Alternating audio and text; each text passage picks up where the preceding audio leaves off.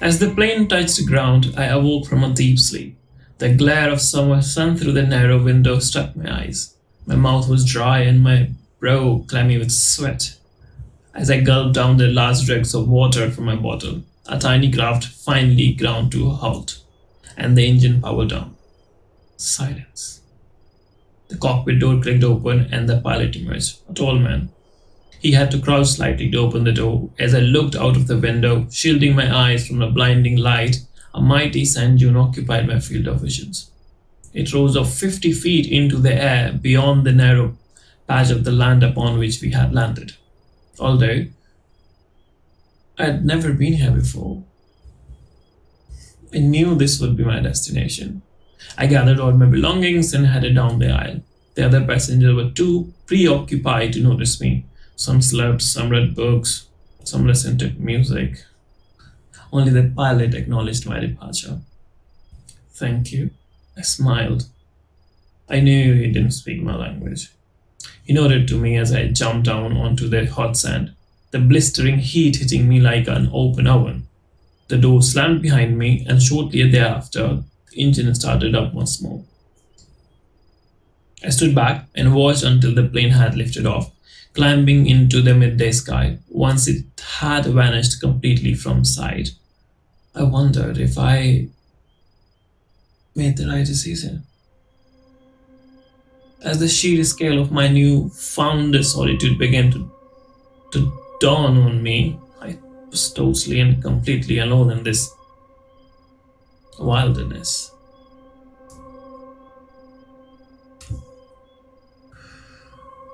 Yeah, I paused for breath at the top of the dune, far from impressive view of the desert. As far as the eye could see, there were only more dunes, equal or greater to the size of mine, and there was no sense of scale. I realized just how insignificant I was there, greater than any populous city whose boundaries could be measured by streets and suburbs. This place had no corroborations, nothing against which to measure its size beside myself. Following my compass, I slid down the dunes and headed due west. Left only with my thoughts, I considered the grains of sand beneath my feet. I passed over more with every step than could ever be conceived by a mortal mind. I felt slightly less small in the grand scheme of things. Hour passed. I sang song to myself to stave off the boredom, happy in the knowledge that this land was hearing them for first time, probably last time. I made up stories in my head and watched them play out in my mind's eye, only half noticing the monotony of the barren landscape around me. The sun arced across the cloudless sky. As it began to set, I put up my tent.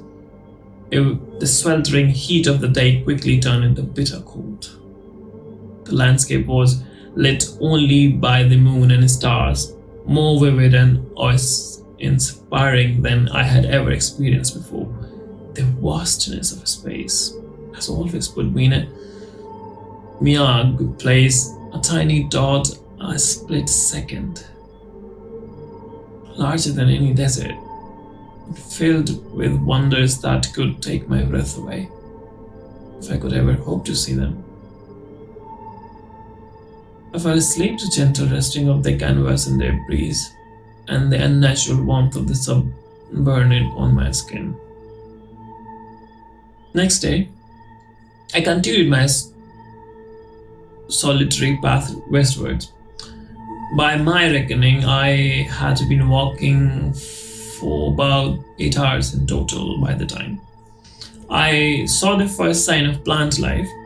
It was another 2.5 hours until I saw my first cactus, and after further 40 minutes or so, I reached the top of the particularly large sand dune. I saw it. About a mile ahead of me and slightly off my course, a small copse of palm trees beside a pool of water that shone like a beacon in the emptiness.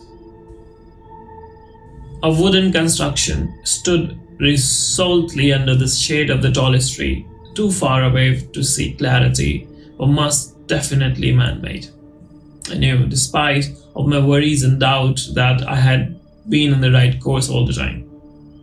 I took a deep breath and I continued towards the vision, my enthusiasm renewed despite my fatigue. As I got closer, I began to make more details of the wooden structures, for there were more than one. A large cabin, most visible than I had seen from distance, a signpost pointing into 4 directions, a low-roofed structure full of logs, and hidden amongst the tree, a large military vehicle, armored with a thick metal planting and a gun turret protruding from its roof. Camouflage paint had been all but eroded by the passage of time, and tracks sank deep into the sand. Sat on a tree stump behind the cabin was an elderly man with a long grey hair, and a shabby, tangled beard, and his skin burned like an old leather. He was whittling a stake into the sharp point of an old army penknife. "Excuse me, sir," I said with a cough. "Morning," said the man politely without looking up. "Good morning." There was a pause. He stopped at work and glanced at me curiously. "Can I help you?" he asked. "I am looking for Prince of Persia," I said. "Ah," said the man. "He lives about 70 miles that way." He pointed off into the distance. "Just follow the sign, you can't miss him." I examined the signpost. On it were the direction west, northeast, and Prince of Persia's house. I thanked the man. He simply nodded, a glint in his eyes before turning his attention again into the whistling. I walked a while in the direction the man had indicated, thinking confusedly about the strange contradiction in my instructions. I was sure that the man I was looking for lived back there in that hut. He was known for his owner of such armed vehicle as I had seen, and for sure the man I had met was about the right age. It seemed to match the description I had given. "Are you sure you're not the Prince of Persia?" I asked. "I told you," he said. "He lived 70 miles out that way." "Yes, but you see, my instructions were very specific, and you matched the description pretty closely." The man laughed, a deep, uncaught laugh, as if he hadn't been around other people for a long time. "I told you a lot before, I'm not interested in being a guest speaker at one of your fundraising events," he said, "and frankly, I'm flattered that you keep sending people all this way to ask me." No, I'm not here for that," I said. "You're not?" "No, sir." "Then I suppose you're here to ask me for money, reference, or guarantee a loan?" "No, sir. I'm not here for that." "No?" "No." "Now let me guess. You are here to start an uprising and you want someone with the lineage to be your puppet leader?" "No, sir. None of that." "Really?" he asked, genuinely surprised. "Really?" "Then why are you here?" "Preta." "I'll tell you, but not out here. Not in the open where we could be seen." The sweltering sun was beginning to scorch my skin as it reached the midday peak, and the last coat of sun cream dripped away with my sweat. I followed the old man into the shelter of his ramshackle hut. Cooler, sated, sunk into the soft sand, steadfast against the forbidden desert landscape. As I continued my journey to westward, the old man's word echoed around my mind. I had got what I came for. That was all. It was worth every step of my perilous journey. With over 200 miles ahead of me, there was no mean feat.